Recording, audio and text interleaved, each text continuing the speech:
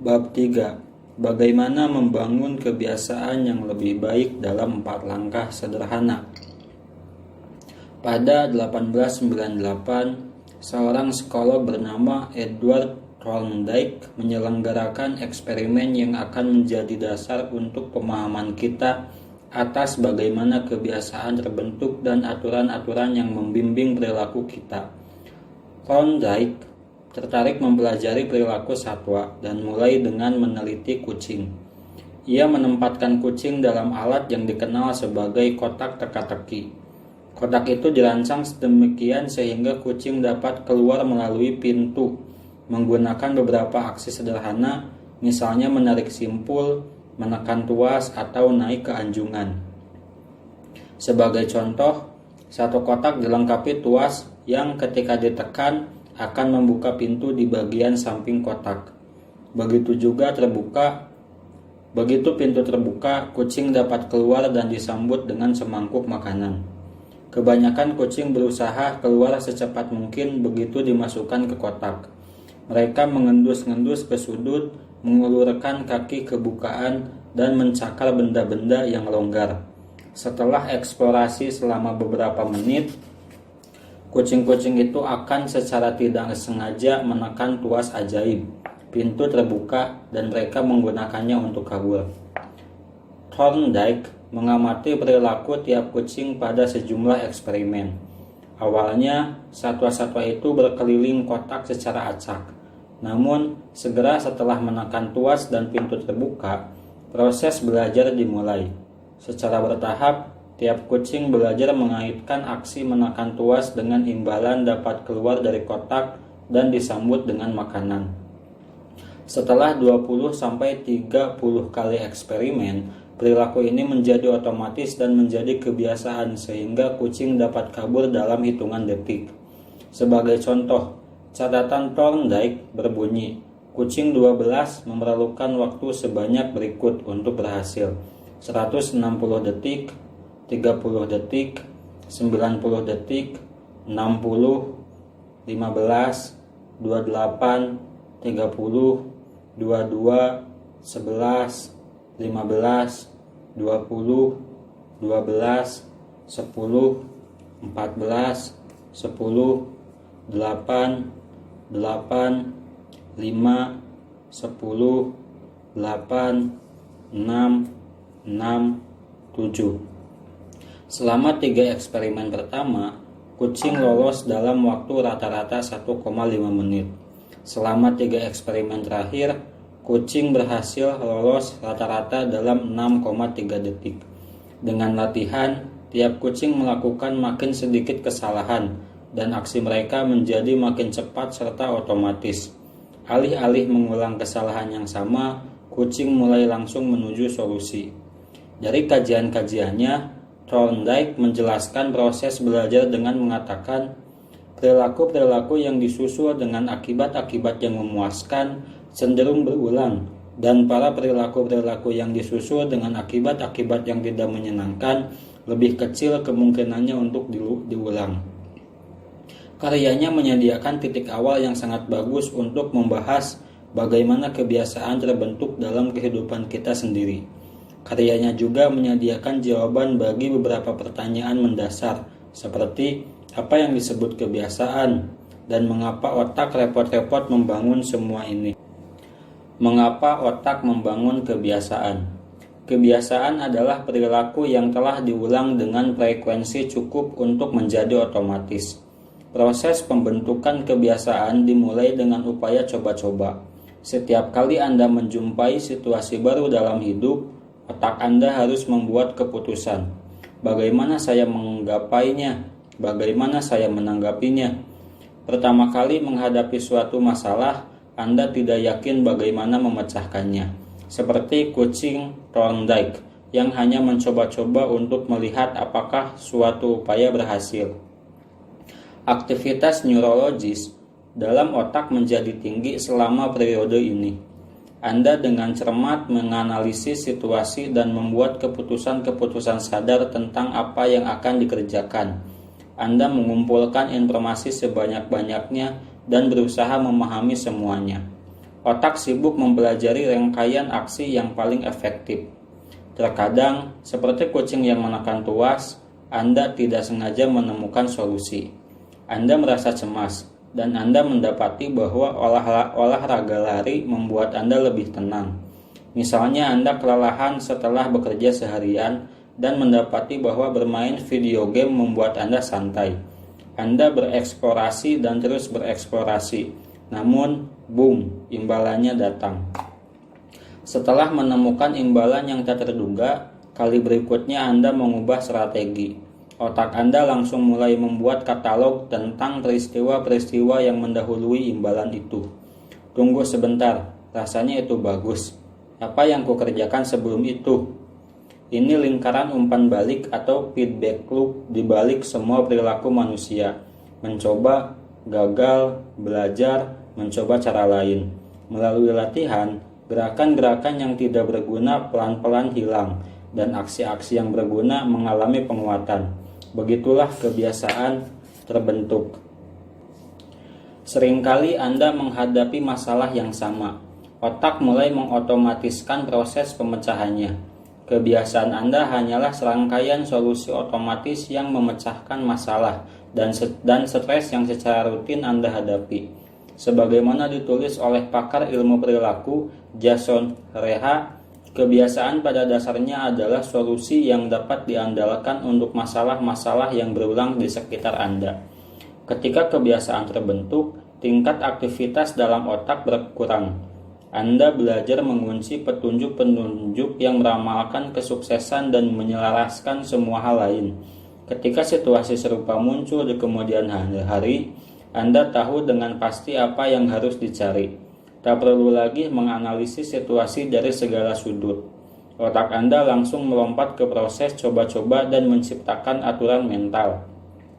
Kalau begini, solusinya begitu. Uraian-uraian kognitif ini dapat diikuti secara otomatis setiap kali ada situasi yang sesuai. Sekarang, setiap kali merasa stres, Anda langsung tahu apa yang harus diperbuat. Begitu pulang dari tempat kerja, Anda langsung mengambil alat kontrol video game. Pilihan yang awalnya memerlukan usaha sekarang menjadi otomatis. Kebiasaan telah terbentuk. Kebiasaan adalah jalan pintas mental yang dipelajari dari pengalaman. Boleh dibilang kebiasaan hanyalah memori tentang langkah-langkah yang pernah Anda ambil untuk memecahkan masalah pada masa sebelumnya. Setiap kali kondisinya tepat, Anda dapat mengambil memori ini dan secara otomatis menerapkan solusi yang sama. Alasan utama otak mengingat masa lalu adalah untuk membuat prediksi yang lebih baik tentang apa yang bisa berhasil di masa mendatang. Pembentukan kebiasaan sangat berguna karena pikiran sadar adalah sumber kemacetan dalam otak. Otak hanya dapat memperhatikan masalah satu demi satu. Akibatnya, otak Anda selalu berusaha mengawetkan perhatian sadar untuk tugas apapun yang paling penting. Setiap kali dimungkinkan, pikiran sadar senang mendelegasikan tugas pada pikiran bawah sadar untuk bekerja secara otomatis. Ini tepatnya yang terjadi ketika kebiasaan terbentuk. Kebiasaan mengurangi beban kognitif dan membebaskan kapasitas mental, sehingga Anda dapat mengalokasikan perhatian pada tugas-tugas lain.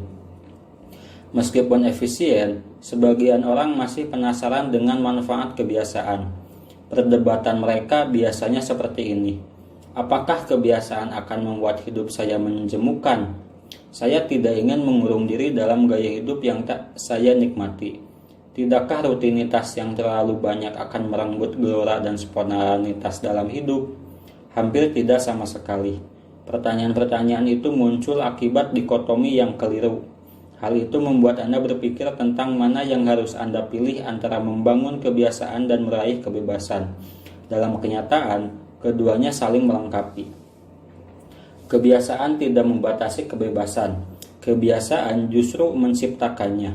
Dalam kenyataan, orang yang tidak mengurus kebiasaan mereka seringkali memiliki kebebasan yang paling sedikit. Tanpa kebiasaan keuangan yang baik, Anda akan selalu kerepotan mencari uang tambahan.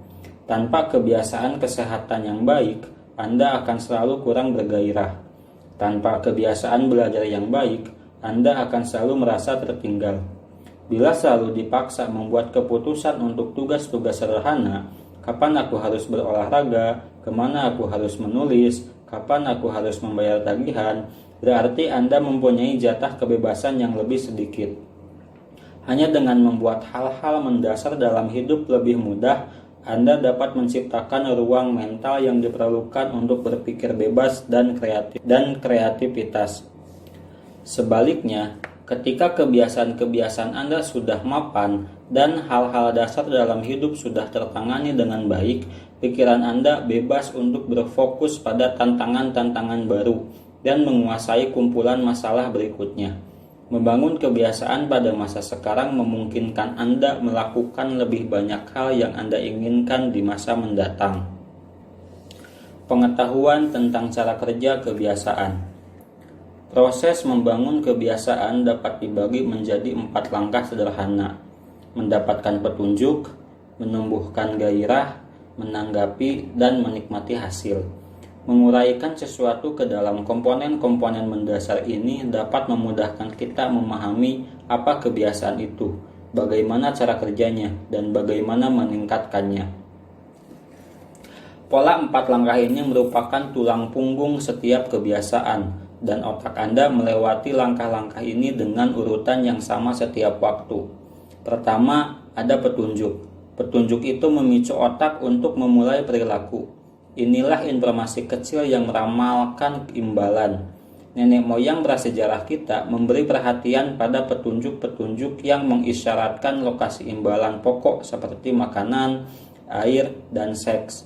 Sekarang kita menghabiskan sebagian besar waktu untuk mencari petunjuk-petunjuk yang meramalkan ganjaran sekunder seperti uang dan kemasyhuran, kekuasaan dan status, pujian dan persetujuan, cinta dan persahabatan, atau perasaan tentang kepuasan pribadi.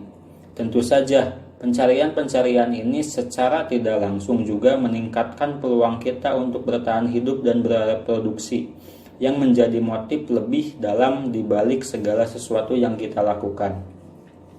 Pikiran Anda terus menganalisis situasi Anda, baik internal maupun eksternal, untuk mendapatkan petunjuk tentang letak suatu ganjaran.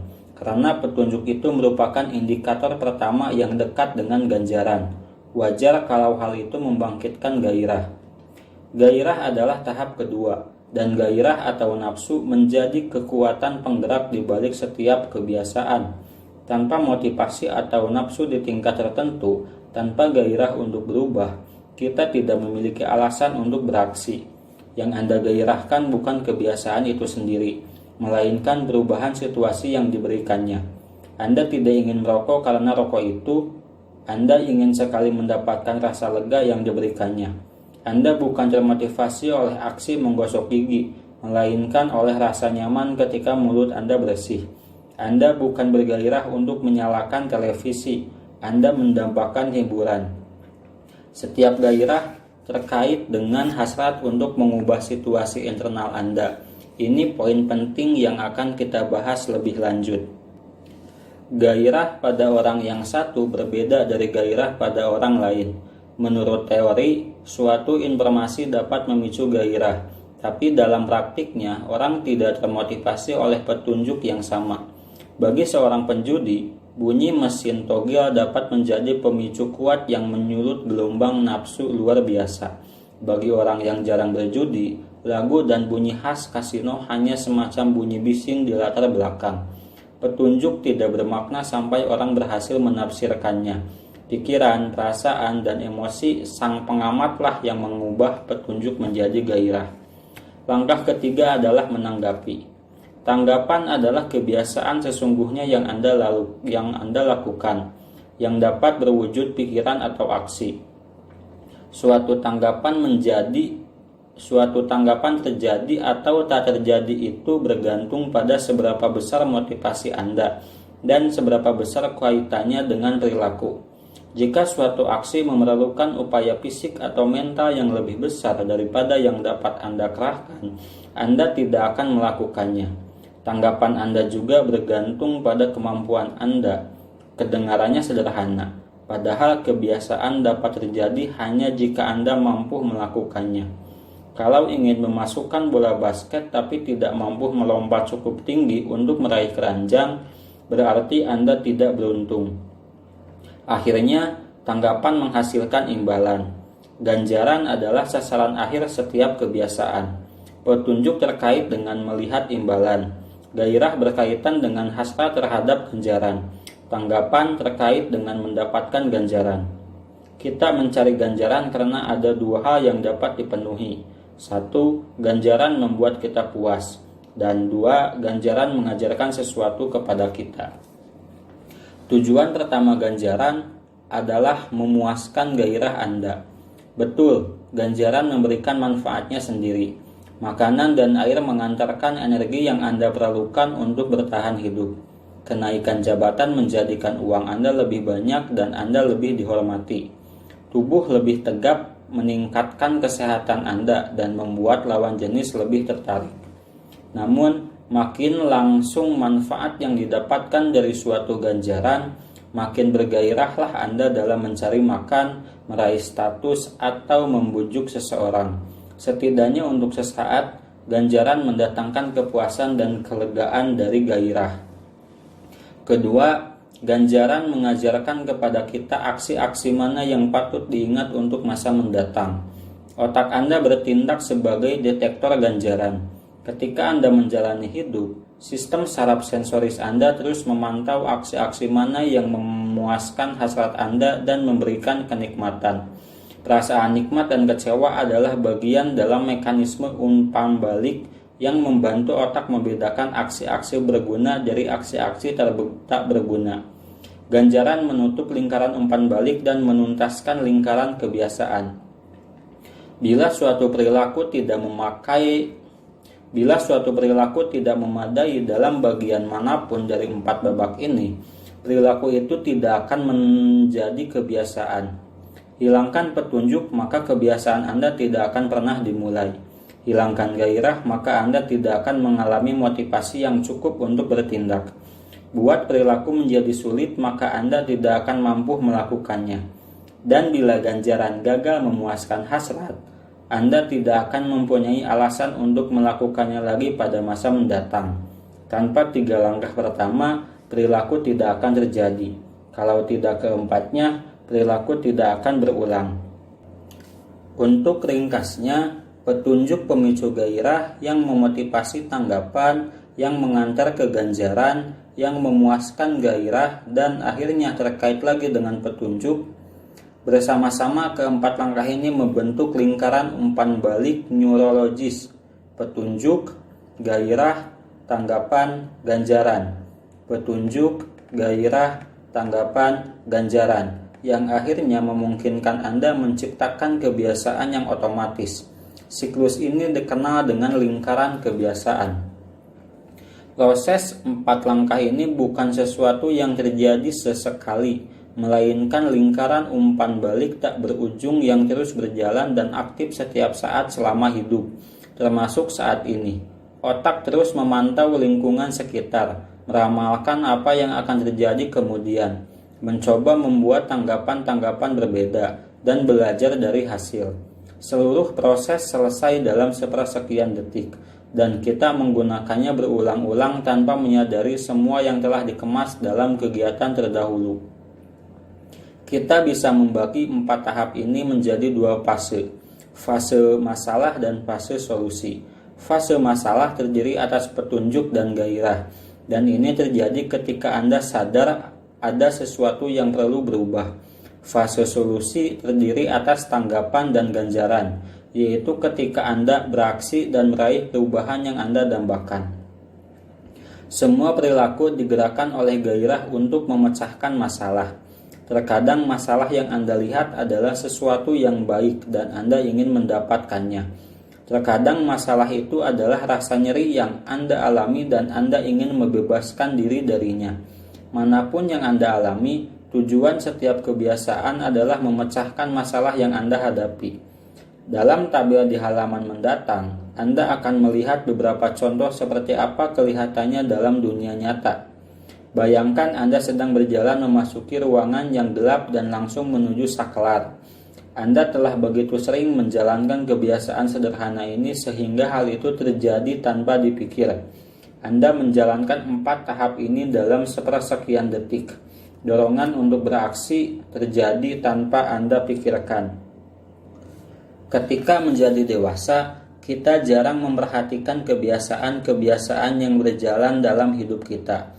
Kebanyakan kita tidak pernah berpikir 2 kali tentang kenyataan bahwa kita menyimpul tali sepatu dulu setiap pagi, atau melepas kabel pemanggang roti setelah menggunakannya, atau selalu berganti baju yang lebih nyaman segera setelah tiba di rumah dari tempat kerja.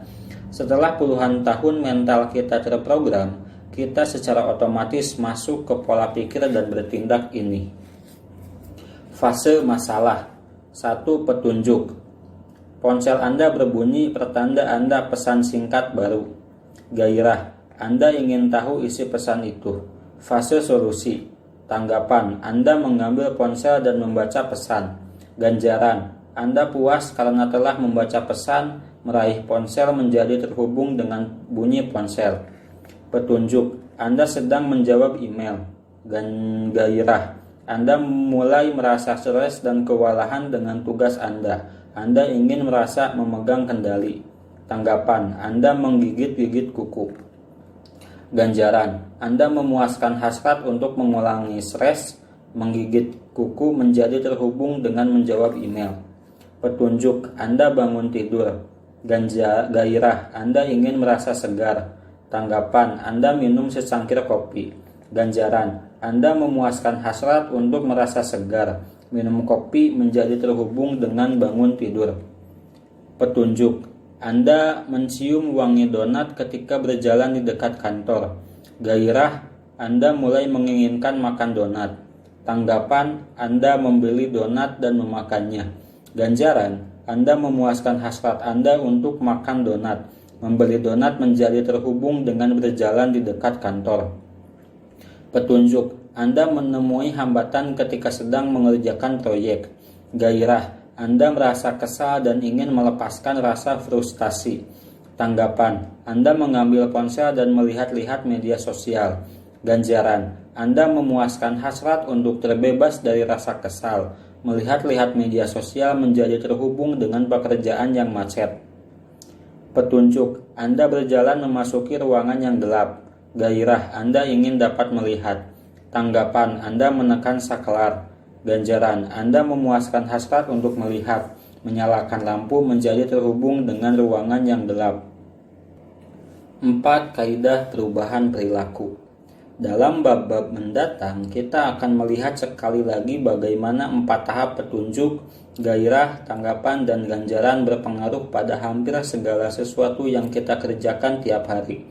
Namun sebelum menjalankannya, kita perlu mengubah 4 tahap ini menjadi kerangka kerja praktis yang dapat kita gunakan untuk merancang kebiasaan-kebiasaan baik dan menghilangkan kebiasaan-kebiasaan buruk. Saya menyebut kerangka kerja ini 4 kaidah perubahan perilaku dan menyediakan seperangkat aturan sederhana untuk menciptakan kebiasaan-kebiasaan baik dan membongkar kebiasaan-kebiasaan buruk. Anda dapat memandang tiap hukum sebagai tuas yang mempengaruhi perilaku manusia. Ketika tuas-tuas itu berada di posisi yang tepat, menciptakan kebiasaan baik menjadi mudah. Ketika tuas-tuas itu berada di posisi yang keliru, upaya yang sama hampir mustahil. Ketika tuas-tuas itu berada di posisi yang keliru, upaya itu hampir tidak mungkin. Hukum pertama, petunjuk, menjadikannya terlihat. Hukum kedua, gairah, menjadikannya menarik. Hukum ketiga, tanggapan, menjadikannya mudah. Hukum keempat, ganjaran, menjadikannya memuaskan. Kita dapat membalik kaidah-kaidah ini untuk mempelajari cara membongkar kebiasaan buruk. Kebalikan hukum pertama, petunjuk, menjadikannya tak terlihat. Kebalikan hukum kedua, menjadikannya tidak menarik. Kebalikan hukum ketiga, tanggapan, menjadikannya sulit. Kebalikan hukum keempat, ganjaran, menjadikannya mengecewakan. Akan tidak bertanggung jawab kalau saya mengaku bahwa 4 kaidah ini adalah kerangka kerja yang lengkap untuk mengubah perilaku manusia manapun. tapi menurut saya keduanya hampir sama. Seperti akan segera Anda lihat, 4 kaidah perubahan perilaku berlaku untuk hampir setiap bidang, dari olahraga sampai politik, sastra sampai kedokteran, komedi sampai manajemen. Hukum-hukum ini dapat digunakan tak peduli tantangan apa yang sedang Anda hadapi. Kita tidak memerlukan strategi yang betul-betul berbeda untuk tiap kebiasaan. Setiap kali ingin mengubah perilaku, Anda cukup bertanya pada diri sendiri, bagaimana saya dapat menjadikannya terlihat? Bagaimana saya dapat menjadikannya menarik? Bagaimana saya dapat menjadikannya mudah? Bagaimana saya dapat menjadikannya memuaskan?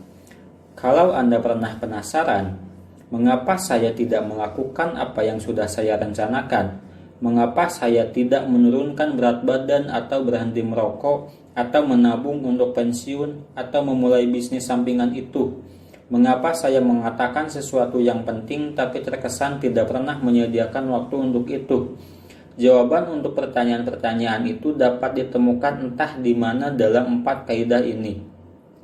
Kunci untuk menciptakan kebiasaan-kebiasaan baik dan membongkar kebiasaan-kebiasaan buruk adalah memahami hukum-hukum dasar ini, serta cara mengubahnya sesuai spesifikasi Anda.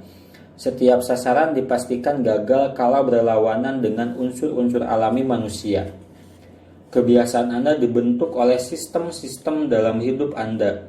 Dalam bab-bab mendatang, kita akan membahas satu demi satu hukum ini dan menunjukkan bagaimana Anda dapat menggunakannya untuk menciptakan sistem tempat kebiasaan-kebiasaan baik muncul secara alami dan kebiasaan-kebiasaan buruk pelan-pelan menghilang.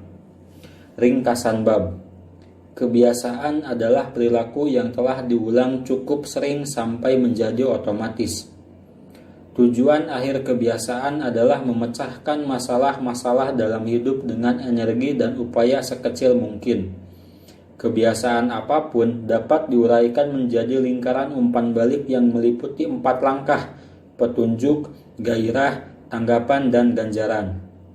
4 kaidah perubahan perilaku adalah seperangkat aturan sederhana yang dapat digunakan untuk membangun kebiasaan-kebiasaan lebih baik. Hal itu 1.